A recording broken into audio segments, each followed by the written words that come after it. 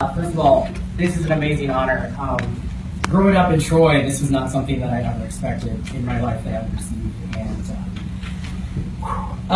when I found out that I was nominated and won, for one of the very rarest moments in my life, I was actually speechless. And for all the people who know me, they know that I can always talk up a storm. And when I found out I won, I truly just sat there for a second and thought, why?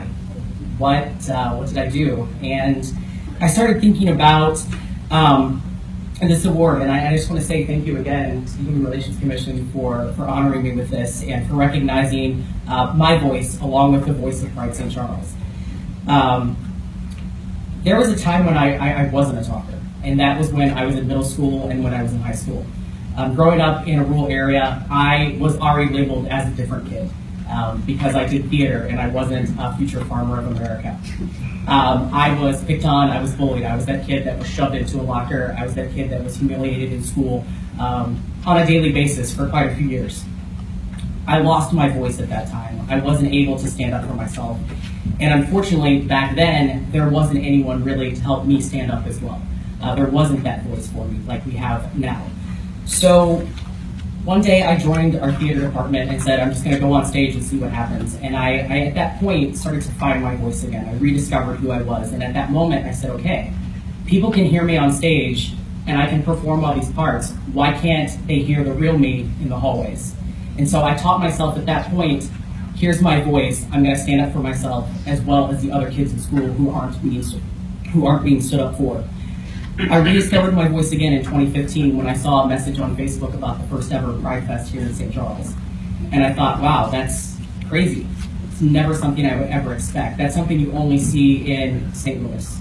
We don't have things like that in St. Charles. We're a different area, and I want to be a part of that.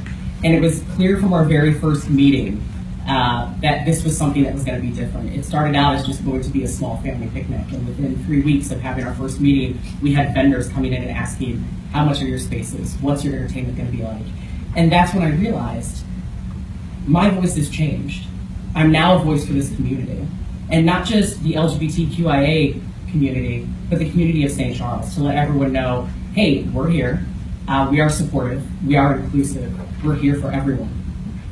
And so being able to have that first event at community college where 3,000 people showed up in the rain to support us was amazing. And we've continued to grow. And I'm so honored to be able to say in front of everyone here that at our festival, for the first time here on the riverfront, we had over 11,000 attendees. Not every attendee is part of the LGBTQIA family. There are allies, there are children, there are adults, there are families, there are strangers who just came in to celebrate diversity at its finest. And we will continue to grow as we go forward. There is one moment besides this moment that is always going to stay with me. Pride St. Charles recently was invited to table at Anime St. Louis. It's an anime convention that was hosted at the convention center a couple of months ago here in St. Charles. And at that event, we brought our coming out of the closet door. It's a giant rainbow door that we use as a photo opportunity. And along with that door, there are flags that that people take and put with the door and demonstrate who what their identities are, whether it's their sexual identity or their gender identity.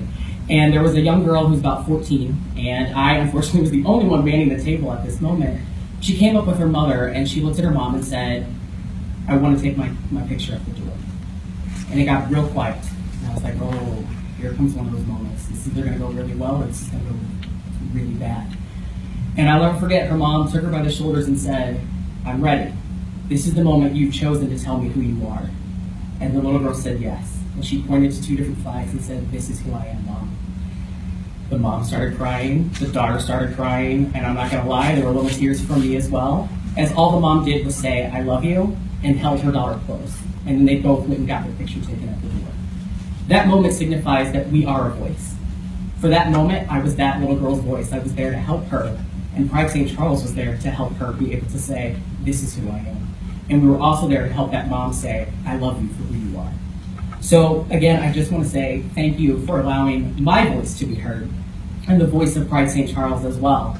And as community leaders, it's our job to keep our voices loud for those people who can't necessarily be the voice for themselves. So again, this is seriously one of the best moments of my life. Thank you so much to everyone for this. I really appreciate it.